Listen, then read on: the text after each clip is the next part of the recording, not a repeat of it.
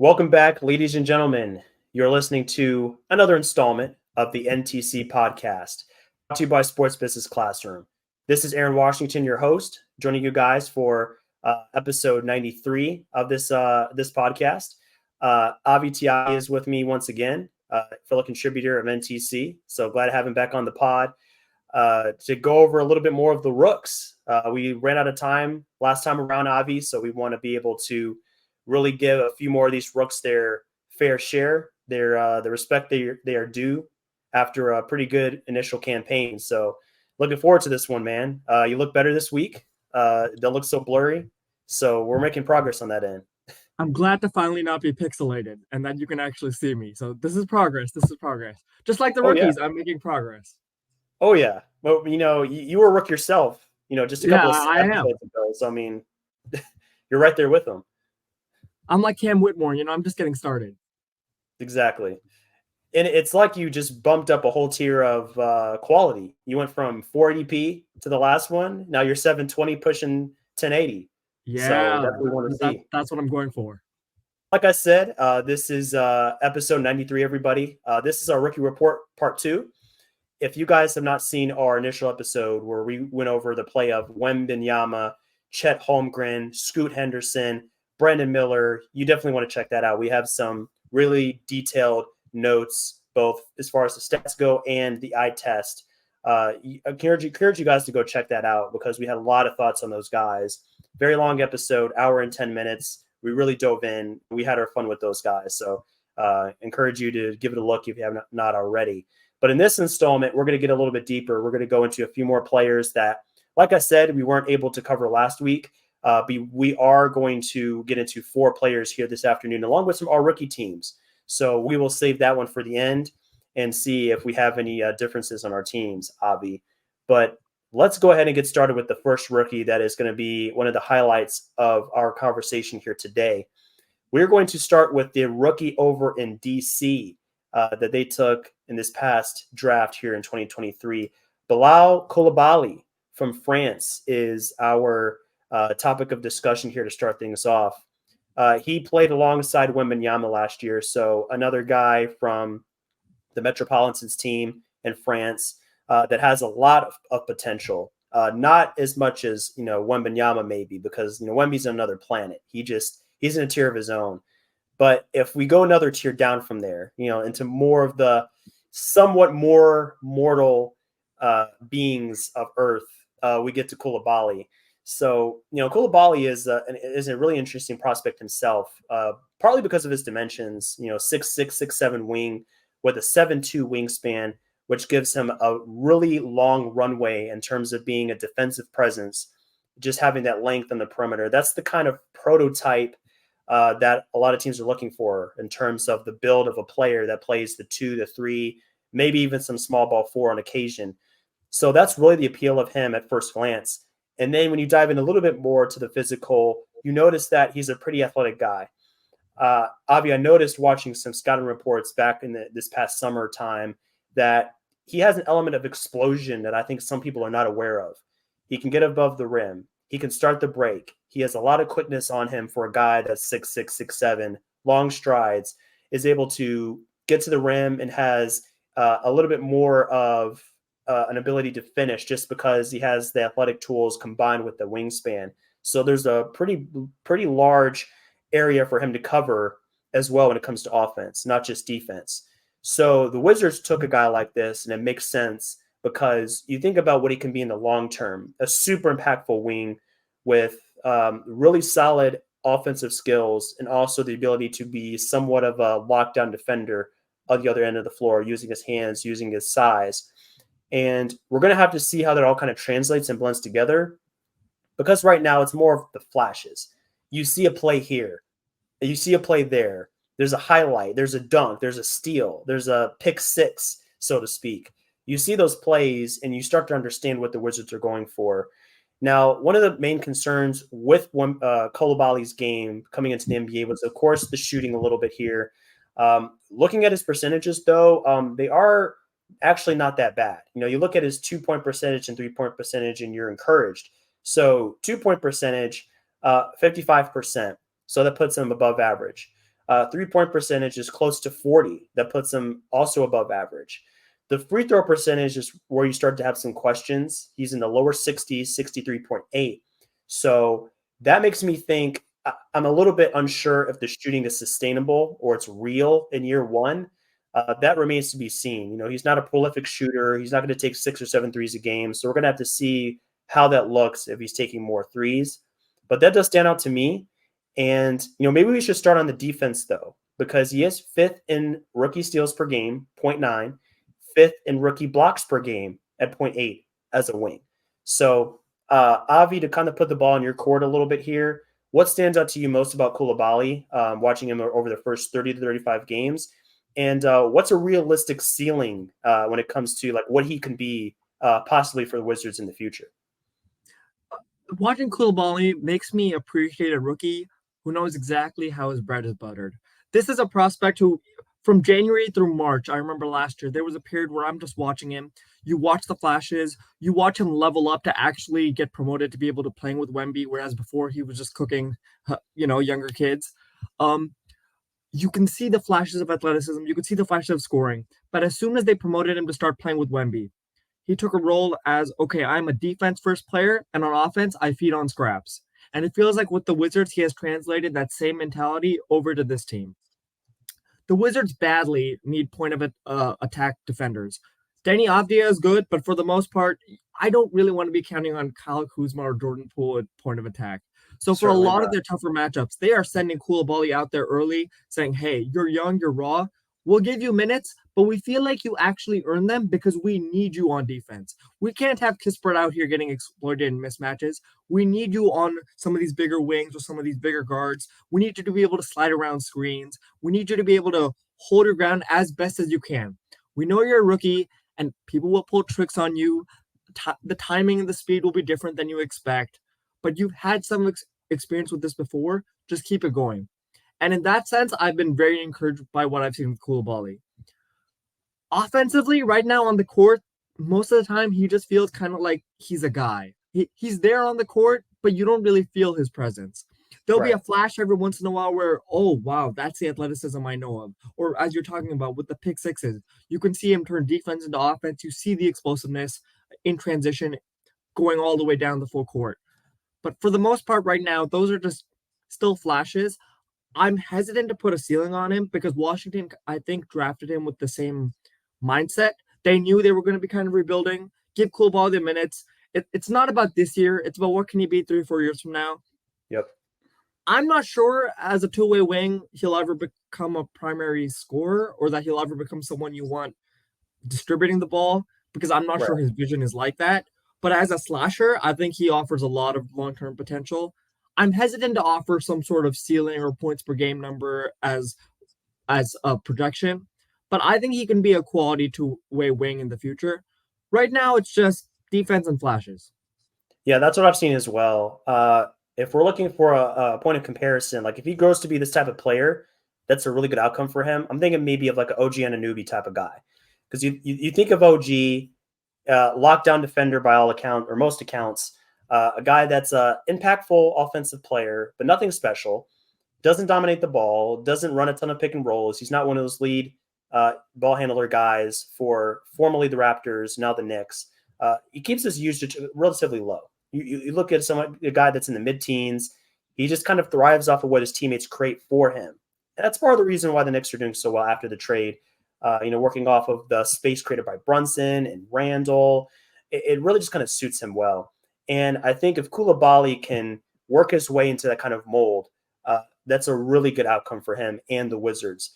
I'm glad that I really acknowledge the fact that you're not putting a ceiling on him because it really could be anything.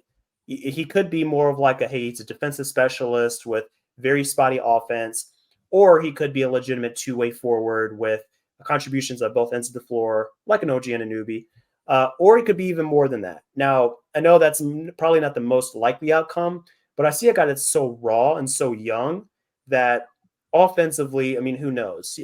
Not to say he's going to be a 30-point per game scorer, but maybe he crawls up to 20. Maybe he does create more of advantages for himself in terms of his ball handling and just getting stronger drawing more fouls. I think that's something that he can find himself doing in the future as well. So, but that's like you said, that's down the road. That's not a priority for them right now, this second. For now, the role they want him to play, I think he's doing that pretty well.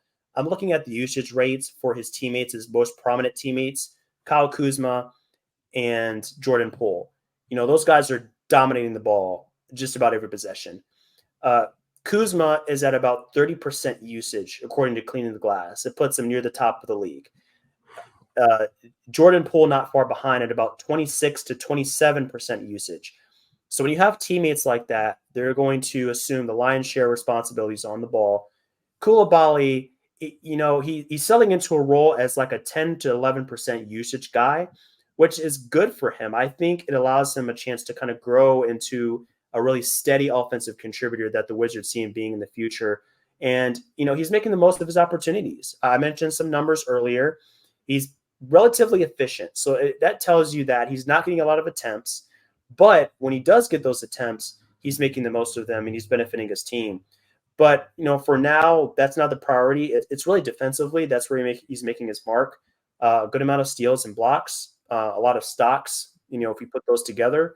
So, the team forces more turnovers when he's on the court. The defense improves a little bit, which is saying a lot because we know the Wizards are a dreadful defensive team by all accounts.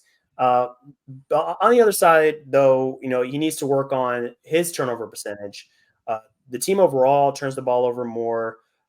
Coulibaly is at about 17, 18% turnover percentage. That's the 5th percentile across guys in the wing position. So those are a couple of things to improve upon, just taking care of the ball. But I think it's off to a good start, just being a solid offensive contributor and has a lot of flashes defensively that kind of shows you what he can grow into on that end, which is all defensive team type of guy. Absolute lockdown with his tools and his focus.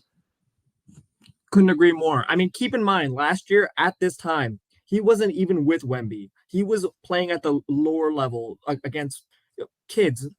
Let's just keep it how it is. At a lower level in the French league against kids. And to jump from that all the way to the NBA in about a 9-month time frame, that's a big step up. So I completely understand the Wizards kind of relegating him to this smaller offensive role where it's, hey, just pick your spots and try to score here. The turnovers, some of that is due to, again, him not being able to be as much of a passer. Some of it is his dribble. He's not used to having to protect his dribble against NBA caliber defenders. When you watch him at the lower levels, when he was cooking people for like 20 a night, the feeling was athletically they couldn't keep up with him, so he felt like he had a lot of space. He could slash and drive whenever he wanted. As soon as he started playing with Wemby even last year, you got the sense that he's still developing offensively his skill set. His shooting isn't all the way there yet, so you don't really want him to take pull-ups or create for himself either. So I think right now relegating him to that small role is perfect for him. Just stay efficient, let the scouting report not treat you as a complete negative, and just grow from there. It's not about this year, it's about a couple years down the line. The Wizards know that, they're rebuilding. I'm just glad Coulibaly understands that and isn't forcing too much. That's about all you can ask for a guy like that. And, that's a good point about his rapid ascension. He really made strides and he shot up draft boards kind of later in the year. Yeah. Going into the season, I don't think he was top 10 in mock drafts. I want to say that happened the last couple of months, maybe, of the draft cycle. So when you think about that, I mean, he's really kind of upped his game quickly. So the Wizards probably see that and they expect him to maintain somewhat of that type of pace as far as growth. So going into year 2 and year 3, that's where I really expect him to make major strides. But for now, small role, making good things happen. The Wizards are losing games, so nothing to lose by playing Coulibaly some decent minutes. And I think that's going to accelerate his growth. He's getting reps. That's going to help him a ton. So I'm excited to see what the future holds for Coulibaly. I'm sure the Wizards are as well because, there's a lot of work to do, and he's one of the few bright spots in their season so far. So speaking of bright spots, we have to acknowledge the fact that the Utah Jazz are playing so much better ball over the last 10 or so games than they were previously. They were down there towards 13th in the conference, 12, 13. They shot all the way up to almost 500 as of today's recording. I want to say they're about one game out of 500. And a big part of that is, of course, the big name guys, Jordan Clarkson, Markkanen, Walker Kessler. but they have a rookie of their own that's had some solid play this season, and I want to give him a shout out real quick here. That name is Keyonte George. The Jazz selected this guard here, towards the back half of the lottery. But Keontae's really made some strides in this game as well over the course of the season. And, he's a different player from Coulibaly. He's 6'4", which, it's a good size for a guard. But he makes more of his mark on the playmaking side, offensive side. So for him, he's second in rookie assists. That's 4.6. He's sixth in rookie points at 10.9, just under 11 points a game. And you look at his percentages, it's the inverse of Coulibaly. So Coulibaly had solid 2-point and 3-point percentages with a subpar free throw percentage. For Keyonte George, it is subpar 2 and 3-point percentages with a decent free throw percentage at about 77%. For Keyonte, I think he's going to grow into at least a decent shooter.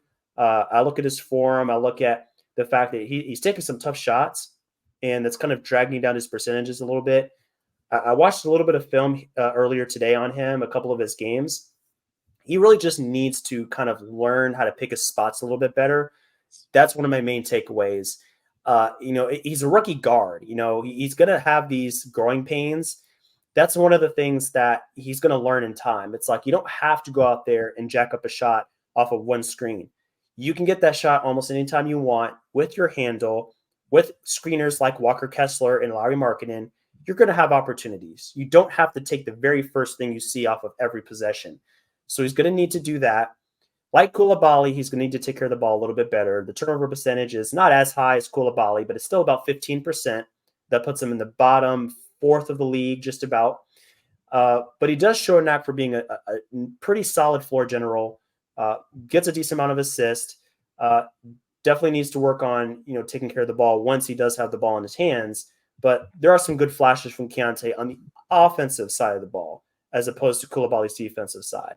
But he's selling into a good role with the Jazz. He's playing about 20 to 25 minutes a game. He's not starting, but he's coming off the bench. He's making good things happen, and it's working for the Jazz. They're winning games here so far. He's filling in a role. It's tough to fill a role left by Mike Conley. You think about a guy that did so many things, good things for that team for so long. He's no longer there, so that's a tough spot to be in. So just a few notes from Keyonte George. He's one of the guys I was watching him most closely going into the draft, and by all accounts, he's been pretty impressive so far. I totally agree. I remember last year, even before the season had even started, he was one of the four who I thought might be like in that top four conversation. It was him, Amen, Scoot, and Wemby to me. I thought he was that level of prospect. And then over the course of the season, it was easy to fall a little bit down on him. When you were watching him in his high school tape and you saw his numbers, as a pull-up shooter, the trust was almost instant. This is a 38 to 39% high volume shooter. He can shoot it off of screens, and at the lower levels, physically, he's stronger than his competition. So you could really see him almost as like a 3-level scorer. At least that's how I felt. Then when he was at Baylor, questions arose a little bit more. He was having a little bit of trouble getting to the rim, which is a problem he still currently has, which is why his 2-point percentage is so low. Right. And at Baylor, the other issue was it felt like at times he was playing too much of what I would consider almost like a shooting guard, even though he's a little bit small for that. And he was struggling in that position to be able to make passes. So watching the Jazz and Will Hardy use him completely differently, I think has been a real boon to his game. I like his pick and roll chemistry with Walker Kessler. His shot selection at times is a little bit iffy at best, but I feel like in the pick and roll, he actually has good chemistry with Walker Kessler. He's crafty as a dribbler, although he doesn't always know where he wants to go. I wish he used change of tempo a little bit more, because there are times when I feel like he's just speeding towards the rim without a plan and just hoping, let me just check this up. Please, no one block this. Please let this go in. And that's typically when disaster occurs. The turnovers and stuff, I mean, he's a rookie guard. I mean, those things tend to even themselves out over time. I still have a lot of faith in his playmaking after watching him in this specific role with the Jazz, and I have a lot of faith in his shooting. I know he only shot 33% last year in college, and I know the numbers are looking low right now. But I think as he grows more comfortable and his shot selection improves a little bit more, and he grows a little bit more comfortable with, okay, off of the screen, sometimes I should shoot this immediately because that is the look they drew up for me. But sometimes let me take a dribble, let me take a pause, let me assess what's going on, and then go into my pull up. I think this is someone who could be a 37%, maybe 38% level, high volume 3-point shooter. And Mhm. then it's just about developing craft more as a rim finisher, maybe watching some Jalen Brunson. And I mean, overall, I went through the archives and I started looking for what I would consider comparable rookie seasons in terms of playmaking, proclivity for actually drawing free throws because he's really good at that because he plays so physically and draws contact, and shooting outside the arc and inside the arc. And two weird names popped up: Jason Williams and Kirk Heinrich. So Interesting. those were two of the names that popped up as comparisons. If you looked at similar free throw rates, shooting percentages across the floor, and the ability to pass the ball. So I just found that interesting. Those are really good comparisons.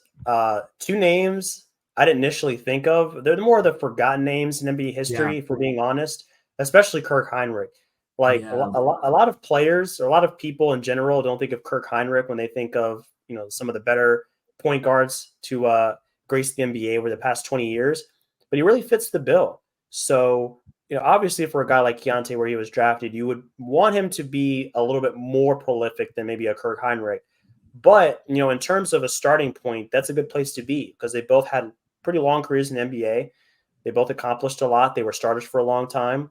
So, if he's going to fit that mold, specifically from a passing playmaking perspective, he's already on a pretty good path to being a solid player. Now, for him, also, you mentioned the growing pains, the fact that he's a rookie guard.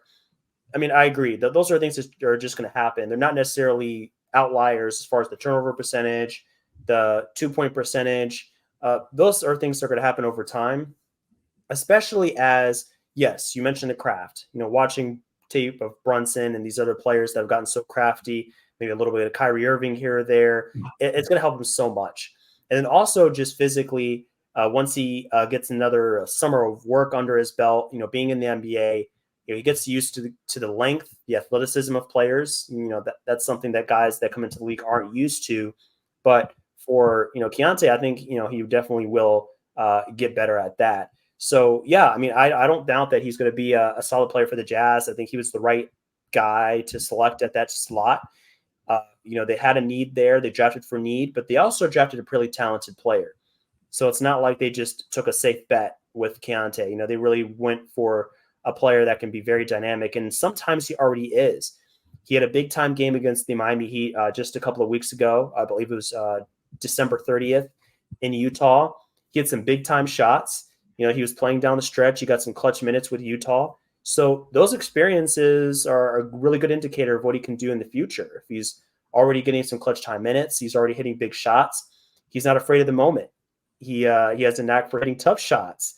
I think he's going to grow into one of those players, Avi, that he almost shoots better, or it seems like he shoots a better percentage covered or semi-covered rather than being an open shooter. There's some players like that, the Jamal Crawfords of the world and the J.R. Smiths, and it's just weird how that mentally works for a player where they feel more comfortable under duress when it seems like they should be showing a lower percentage. But that's just one of those like random things that came to me. I really just kind of feel like he's going to grow into that kind of player. that feels about right to me. I love that Randy this was talking about J.R. Smith because sometimes when I watch him shoot, that's how I feel. It's like, what are you doing, man? And then all of a sudden it's going in. It's like, well, that works for you. Keep it rolling. That's the Keyonte experience. Absolutely, man. Oh, man. But another experience that's been a lot of fun to watch here so far. We're going to keep it in the Western Conference. We're going to take a look at Dereck Lively here for a minute or two. Looking at Dereck Lively's performance so far, really encouraging. And for me personally, it's been a little surprising. Uh, Big men that come into the NBA, they're going to have a tough time adjusting, just like point guards. Those two positions are really tough to get a grasp on, especially early on. But Dereck Lively has come in for the Mavericks, and almost from day one, I think it was opening night, he had a double-double, a nationally televised game. I can't remember what it was, who they played right now. But I mean, from the get-go, he just understood what the Yeah. Mavs needed from him. Roll hard to the rim, block some shots, secure rebounds, And I think it's really fitting that his last name is Lively, because when you watch him on the court, you just get a sense of like, man, he's such a live body. He's so active. He's not afraid to get physical with other big men. He's not afraid to, get down and dirty, get a loose ball. That's what the Mavs needed. They needed a player that's not afraid to get dirty, do the little things on the court. And sure, he's not a prolific scorer, 8.7 points per game. That's ninth in all rookies. But in the major statistics to where he should be making an impact, he is. Second in rookie rebounds, 7.6. Third in rookie blocks, 1.4 per game. He's in the 98th percentile, Avi, if we go to Clean the Glasses metrics, in 2-point percentage, 73%. When you look at his rim percentage, his rim accuracy, 78%, 90th percentile. Okay, yeah, I understand. He's a big man. He's supposed to be finishing well. But to be in that type of territory already so early is really encouraging. It just makes the Mavs offense. There's that thumbs up again. Not sure how I did that. But it just really just kind of amplifies the Mavericks offense even more because he's able to be so accurate. He's a destructive rim runner, active rebounder. The Mavs are better on defense a little bit in part because of what he's doing on the court. You look at the mark between this year and last year, it's not a huge difference. It's like 0.7 less points per game. But that increases their defensive efficiency from 24th last season to 16th this season. Because, of course, teams are allowing more points per game. So if you decrease your defensive efficiency from year over year just a little bit, it can really kind of put you much higher in terms of your ranking in the NBA. So that's how I feel about him so far. He's really been a pleasant surprise for me. I guess I was pretty high on him, but not necessarily like out of the gate, making a huge impact for the Mavericks. I was wary of him starting for this team that has clear playoff and championship aspirations, but he's done an awesome job so far.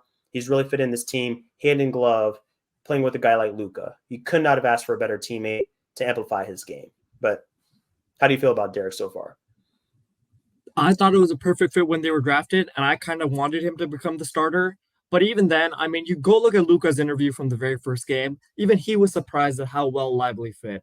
I mean, those thumbs up we were getting for Lively, those fit perfectly. He has been snug as a bug in a rug, man. I mean, this guy just automatically knows his role. It's the same thing he was doing at Duke, right? I'm not going to score that much. When I have the ball, I will look to pass. I can be an extra passer. I'm not going to turn the ball over because I'm confused or lost. I know what I'm supposed to do on any given play. I can run the pick and roll well. I'm good at setting picks, by the way, which is kind of a lost art sometimes when we discuss about bigs. Absolutely. But even more than that, offensively, his skill level, I think, is a little bit greater even than it sometimes gets credit for, just because he takes such a low usage role because he's playing with guards like Kyrie and Doncic. Mm-hmm. When he's on the court, defensively, when you are trying to box out, you can feel his presence. He is excellent at follow-through putbacks. Offensive rebounding, he's really good at that. And then when he's on offense himself, I think he shows a little bit greater mix of layup finishing and the ability to hit some hooks from time to time, even though you don't want that as a go-to. Just it's in his bag, which I don't always feel like I get the sense from other bigs at his age as rookies or sophomores. They don't always have that sort of skill level just tucked in there. So I think that entire package is kind of why he started immediately, and he's just been such a snug fit for the Mavericks as they've tried to make their way up in the conference. Mm-hmm. Yeah, I mean, it's just one of those picks in the draft to where it just makes so much sense out of the gate. And we forget sometimes that was a trade. It was the next player we're going to talk about. And Dereck Lively, those two guys those spots were swapped, and it's worked out perfectly for both teams, the Thunder and the Mavericks. So they made that move. The Mavericks clearly knew exactly who they wanted to take. They again drafted for a position of need because you have Maxi Kleba there in the middle. You have Dwight Powell. There's limitations with those players. Yep. They wanted a guy that could come in and be a plus rim protector, a plus rebounder, all of the things, and just be another good, young, solid player in the middle to kind of fortify the weaknesses they had from last season. The Mavericks front office are not dumb. They looked at their meltdown last season, what needed to improve, and they went out and got players that fit that mold to a T. Dereck Lively, Maxence Prosper, who, not getting that much run right now, but you can see him growing into also a decent contributor, solid contributor on the wing for them. And they made a run at Thibault. That didn't work out. The Blazers matched the contract. He's staying in Portland. But even not getting him, getting Grant Williams, like they really made a key run towards guys that specifically fit what they needed. And it's paying dividends. They're right there in the playoff hunt. They're in the mix between, all the spots that are jumbled up, 4, 5, 6, 7. It's going to be a tight race. But as long as Dereck Lively is healthy and he is running with those prolific guards up top, the Mavericks are going to be in a great position. Now, we'll see how he fares when the games get more, impactful, when we get to the playoffs and so on and so forth. But, to this point in the season, I just love how he's kind of adapted to the game. Of course, offensively, but defensively, just having a pretty good idea of knowing where to be, when to be at certain spots. And, you mentioned the screen setting. I agree it is a lost art. Not many players do that at a really great level, but those players that you look at and you see that they rack up screen assist, you have a really great appreciation for those players because it's not easy. It's not glamorous. People aren't going to really take notice of that most times. But junkies like us, we can recognize when a guy is a great screener. It opens up so much for the Kyries of the world, the Lukas, over there in New Orleans for the Pelicans. They're doing really well right now. They have a great screen setter in Valanciunas. Across the board, if you have a great screen setter, your offense is going to be that much better for it. So that's how Dereck Lively is making such a great impact already. And, one other key small note, the passing isn't bad either. He's going to have a lot of 5-on-4 advantage situations where teams are going to double Luka or double Kyrie. And he's had some flashes of knowing how to make the right pass out of the short roll and getting other guys involved. So I wanted to highlight that as well because that's really not easy for a rookie to get a grasp on right out the gate. Absolutely.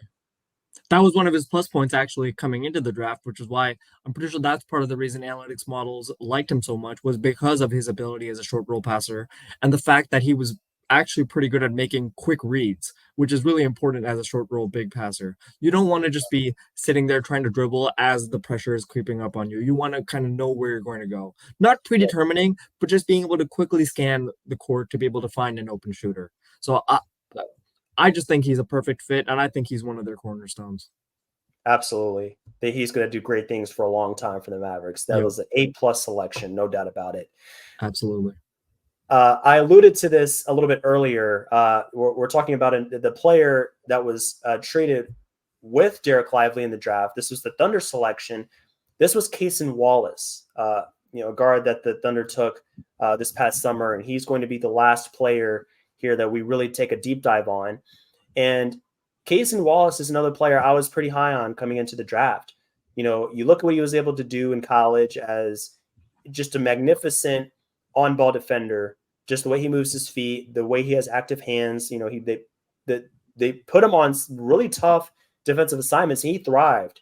And that was one of his calling cards coming into the draft. It's like, if you draft this guy, you're going to get somebody that just knows how to position himself, how to just scrap and claw his way to really good defensive possessions here.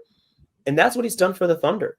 He's going to have his struggles as any rookie would on that end, but he's really competed well. And honestly, Avi, to me, that's not even the biggest development this season for him.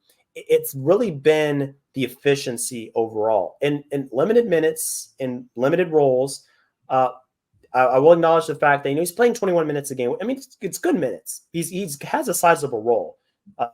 He's only started a few games, so he's not starting a ton of games, but he's getting good minutes.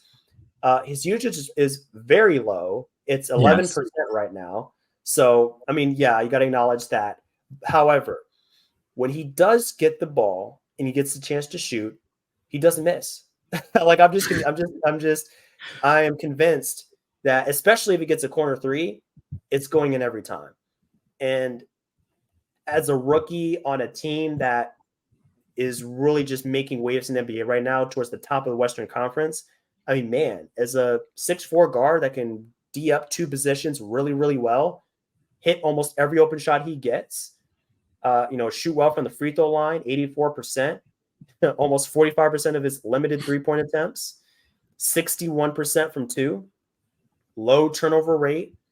I mean, man, like, what else can you ask for? It's almost like when the Thunder draft somebody, it's almost like the Heat. It's like they draft somebody, and it's just like more often than not, it's going to work out. They're going to fill the role perfectly on this team. So, I mean, for Cason, I feel like it's kind of a point and shoot. They wanted to bring in a Yeah, guy that has a little bit more defensive ability, but has also thrived in a limited offensive role. So, my big comp for him coming into the draft was a Drew Holiday type of player. So we know that Drew Holiday has grown into a very good offensive player, not a mind-blowing offensive player. He's not a Kyrie Irving or a Curry or someone like that. But you'd probably put him in the 80 to 85th percentile as far as offensive player, and the 95th percentile as a defensive player, at least when it comes to on-ball defense.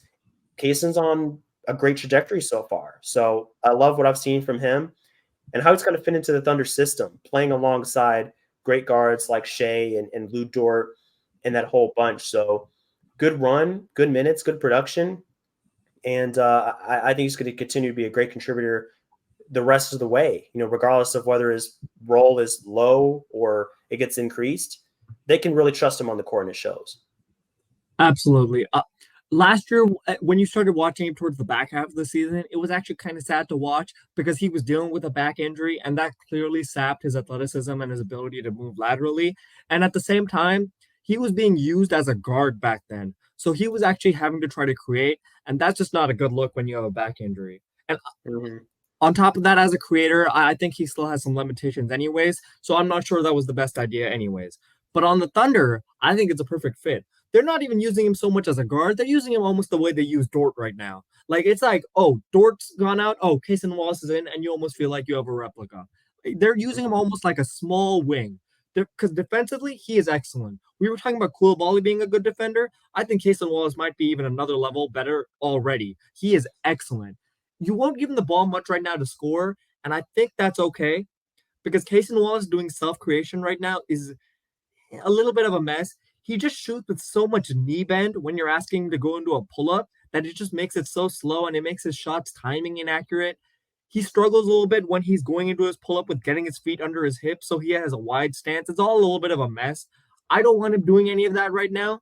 I just want him to hit threes, which he can do, know where to be spaced out, which he can do, make quick decisions as a passer, which he can do.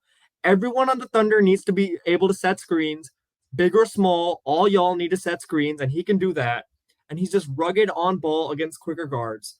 And that's all I would ask for him, and that's all he's doing. And in that role, he's exceptional. Yep. According to NBA.com, per 48 minutes, he's averaging almost 4 deflections per game. And you've Mm-hmm. already discussed his shooting percentages. His true shooting percentage is incredibly high. Against the Clippers, there were time periods where I'm watching him against Harden and Paul George, who are some of the best scorers in the league, Mm-hmm. and he has no problems. There's a couple times when I almost feel like he's swallowing them up. Because of the back injuries and the hip fluidity, there are still times when if you're running some screening actions and he has to get over a bunch of screens like in a Spain pick and roll, he'll get caught on the screens. But I mean, otherwise it's you can't ask for much more. He already seems like a pro's pro to me. He's a player that comes into an established system. He's like, hey, if I start, that's great. If I don't start, that's great. If it's 15 minutes, 20, 25, I'll play down the stretch. I won't play down the stretch. I'll hit open shots. I will just be a solid, just efficient contributor that can also not even touch the ball and just go D up the best players in the other team. Like no questions asked. And that's the hallmark of the Thunder. They draft guys and it seems like everybody just buys in. Lou Dort bought in immediately. Cason has bought in. J Dub has bought in. The other Jalen Williams has bought in his spot minutes as like a backup five. Yes. He's playing against Jokic, D'ing him up, some of the best bigs in the league. Everybody just kind of settles right into the role, and that's why they mesh so well. There's no conflict. There's no clashing. There's no expectation of more, unless we're talking about from a team perspective. Then they want to do as well as possible. But just talking about as a whole, like everybody just knows where to be. So I think that kind of just all kind of ties into Cason's game and why he's doing so well is just because he's in a great system. He's a great player. Seems like a pretty cool guy as well. And that's going to allow him to have a long career. His role is established early on. It's not going to dip because he's so dependable. It's only going to go up from here. So regardless of how the rotation changes, the roster changes in time, they're going to know like whether or not they put him as a starter or keep him coming off the bench. There's going to be little to no dip in the Thunder's performance. That's why they've done so well this season. From game to game, not a lot of changes. Everybody knows their role. Shea's dependable as they come. That's going to give them a really high ceiling and allow them to really do some great things, I think, in the playoffs. I'm really excited to see him in a playoff scenario. I think he's going to do quite well just because of the way he plays and the way he already understands the game. That's the experience of watching the Thunder. It operates like a meritocracy. Everyone has to defend for each other. Everyone has to stand up for each other. It's all a united front. And at the same time, when you watch them, you never feel like any young players feel fear that mistakes or something will immediately cost them. Like there's a balance they strike there with being extremely competitive and yet still allowing young players to develop in a way that I think has created this really nurturing, prosperous atmosphere.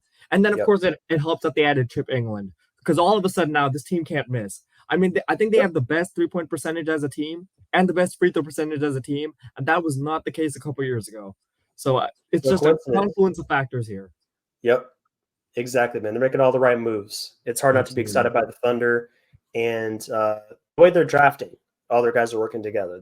They're a lot of fun to watch work together. So let's go ahead and finish up this podcast with our all rookie teams, Avi. So we're going to do 1 first. We're going to go to 2. Actually, I'll just go ahead and throw it to you. You can give me 1 and 2. We can talk about it. I'll give you my picks, real straightforward. So, interested to see what everybody else has on their all rookie teams. If you guys are listening, you guys are watching, hit us up. Let us know where we went wrong. If you disagree, if you think we're geniuses, if we don't know what we're talking about. Either way, we love to hear from you. So, Avi, let me know who you have on your 1 and 2, who is deserving in your eyes. Okay, this was difficult, and I feel like this is going to be controversial. Well, maybe not the first team so much, but the second team, probably, definitely. First team, I had Chet, Wemby, Jaime Jaquez, Brandon Podziemski, and Dereck Lively. And then my second team is where it gets a little bit interesting. There's some names you might recognize and some you might be a little surprised by. All right. I have Brandon Miller, Keyonte George, Cason Wallace, Trace Jackson Davis, and I know he's only played, maybe 200 minutes? Cam Whitmore. Okay. Somehow I had a feeling you were going to put Cam Whitmore on that team. I don't know. I don't know what it is, but I had a feeling, Is it all the texts I sent about Cam Whitmore? Could it possibly be that? That might have something to do with it. Yeah. I think a couple of those picks for sure are probably not going to be the majority. I feel like the majority of people maybe wouldn't have those guys. But there's a case to be made for Trace Jackson Davis, for Cam Whitmore. For Cam Whitmore, it's been kind of like a slow kind of build, but once it has come on, it's really come on for Cam and the Rockets. And, we had a conversation the other night about how the Rockets are using him and how they've brought him along. And it's really kind of helped everybody. And I also think it's an opportunity that created itself by the absence of Tari Eason. I think he's been out for a little bit. But, I mean, hey, he's taking the bull by the horns, and he's having a great season. So let me see where we differ here. Because most of these picks, I think we're in agreement. Obviously, first team, Jaime, Chet, Victor. Okay, that's just done deal. No differences there. Not really much to talk about. Sensational. So I think 4 of the 5, we're in agreement. The one where we differ, the one for first team, Brandon Miller and Dereck Lively. I think we had them on. You had Brandon on 2. I had Dereck on 2, and they're flipped. That's the only one out of the first team that's a little bit different. I think both are valid. I have no problem with Dereck on the first team. Actually, I think I might have started with him on first team. It was really tough, though. Really tough just as far as what we just talked about with Lively and the things he's done for the Mavericks. So, I mean, I think he's more than deserving of first team. I don't know. Maybe I just wanted some balance between positions. I don't know. I just get a little particular about that. A really small thing. It's really inconsequential, but Uh, but yeah, I think there's a case to be made for both guys, for sure. So, I want to acknowledge that the fact that, if Dereck is first team, it's more than warranted. We just talked about how he's bolstered their defense, for the Mavericks, the rebounding. He's done all the right things. So, no problem with that whatsoever. I really like that selection. I think my rationale for Brandon Miller was, I think the fact that, he's come on the scene early and he's already been, at least in my eyes, a pretty solid contributor. This is offensively, and he's really kind of filled a gap for them.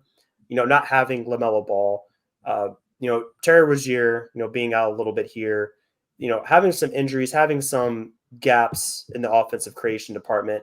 He's come in and he's already, had a solid impact. I want to say he's third in rookie points already so far during the season. He's already up towards 15. I think his percentages are solid. We talked about him last week. The fact that he's already, shooting a solid percentage from three, although it's pretty low attempts. I think he's kind of found his rhythm in their offense pretty quickly, and he's provided for them offensively what Derek's doing defensively for the Mavericks.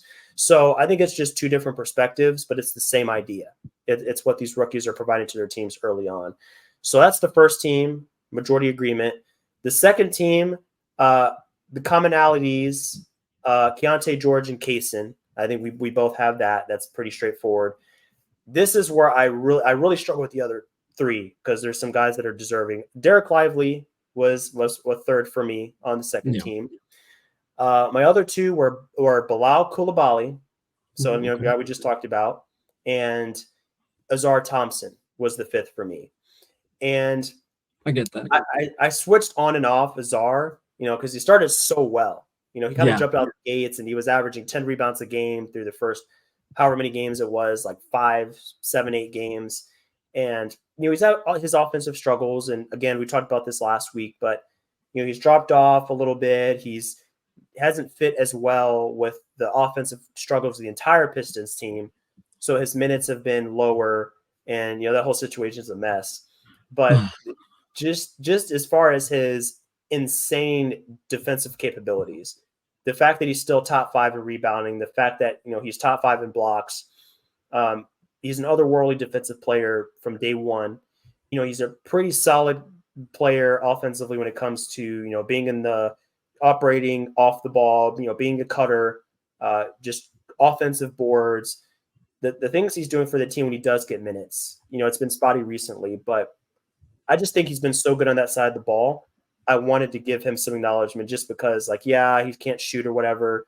But, I mean, geez, as far as a wing defender and even a rim protector at his size, just really impressive stuff. Bilal, I mean, not much more to say about him. We talked about him at length with the Wizards and his defensive capabilities, what he's doing offensively in limited minutes, really impressive stuff. So a few differences there, but I like how there's some diversity there. And some of the players you acknowledged, Cam Whitmore and Trace. And I like Trace as well. Not a lot of time to talk about him, but I do want to acknowledge that when he started getting minutes along with Podziemski, the Warriors really saw an uptick in their production and a live body. They just needed a live body. They needed an injection of youth and a shot blocker. Exactly. Yeah. A guy that can do all those things for them. So I like those selections, man. I like that there's some commonalities, but also some differences. A lot of deserving rookies. It's been a great class so far. It really has. And for the people, I'm sure there's going to be some questions about why I might even have Trace or Whitmore here. The way I was viewing these all-rookie teams was oftentimes by the end of the year when we make these all-rookie teams, sometimes, historically at least over the last 10 years or so, players who get a late start or are on a roll on a winning team that have a lower minutes per game and therefore score less points per game, they tend to be penalized a little bit more than I would prefer. You can take this all the way back to 2014. Trey Burke was selected over Giannis. We've had Jordan Clarkson not even make a team while Alfred Payton did. Okafor versus D'Angelo Russell, I remember, was a thing. There was questions, should Michael Porter Jr. even make it or not? And then people I shouldn't call people out, but it was Michael Porter Jr. didn't make it, and PJ Washington was on the second team, while Eric Paschall and Kendrick Nunn were on the first team, possibly because of their elevated roles and because, especially Paschall, he was on a bad team. He could just get as much run as he wanted, whereas PJ and Michael Porter Jr., played less, started the season, especially MPJ started the season later, so they had smaller roles. I can think of Mark Williams last year. In December last year, he wasn't even on my radar for an all rookie team. But by the end, I actually might have even had him on first team because I liked how immediate his impact was and how his connection was with LaMelo. And so, based off of that, even though Trace and Cam Whitmore have had very late starts compared to some of these rookies, just evaluating them game by game, the role they're in, and how well they're performing in that role. I love what Cam Whitmore is doing as a slasher. I like the fact that his pull up is translating a little bit better than I thought it would. His athleticism really pops. And the same for Trace. I feel like his shot blocking has translated immediately to the point where they're giving him more minutes than Looney, their stalwart Looney, in most of these games. So I've just been impressed with those guys, and that's kind of why I just had to shout them out on the second team. There's a lot of great guys we didn't even mention. Nick Smith and Marcus Sasser, I like what they're doing as scorers. Anthony Black is a frenetic defender. I don't know what he is yet on offense, but on defense, I love how much he cares. And then I just want to shout out one last guy. I want to shout out Craig Porter Jr. Yeah, just like a weird guard, good defender. He can't really shoot at all. That's kind of why he doesn't get that many minutes. The shooting limitations are real. But whenever he gets minutes, I'm just like, oh, yeah, you're an NBA guy. You need some work, but I'm glad to see you playing, especially since he was undrafted. Especially, yeah, 100%. Yeah, there will be some undrafted guys as well that will get their due. So really deep class, and also with the top end with Chet and Wemby. So across the board, so many guys that are deserving of a shout out and will have great careers. And thanks for shouting out those other guys. They won't get a lot of shine in the press or, whatever. But I mean, you acknowledge their play, you see what they're doing, and at least they get a little bit of recognition here on this pod. And we hope that they continue their strong play. So Avi, this has been a great 2-week discussion of rookies. I'm glad that we got to get to a lot of them and get to our all rookie teams. Really engaging discussion here. Great stuff. Thanks again for coming on. Always a pleasure talking with you about the game. You obviously know it very well, and you take great pride in just being able to understand it at a high level and help our fans do as well. So I really appreciate that from you. And from our viewers, hope you're enjoying the content here and you want to see more. If you do, we encourage you to check out our website, which is going to be notradeclause.com. Our socials, Instagram, No Trade Clause, Twitter, _clause, also on Twitter, No Trade Clause. Check out all our episodes, our shorts, our small clips are on there for you guys to check out if you want to get more of the bite-sized content from us that you can develop and really just kind of take note of over just a few minutes. But we will be back for more content soon. In the meantime, we're going to sign out. Avi and I hope to see you on the next installment of NTC. And until then, guys, have fun with this season. Enjoy what you're watching, and we'll catch you next time.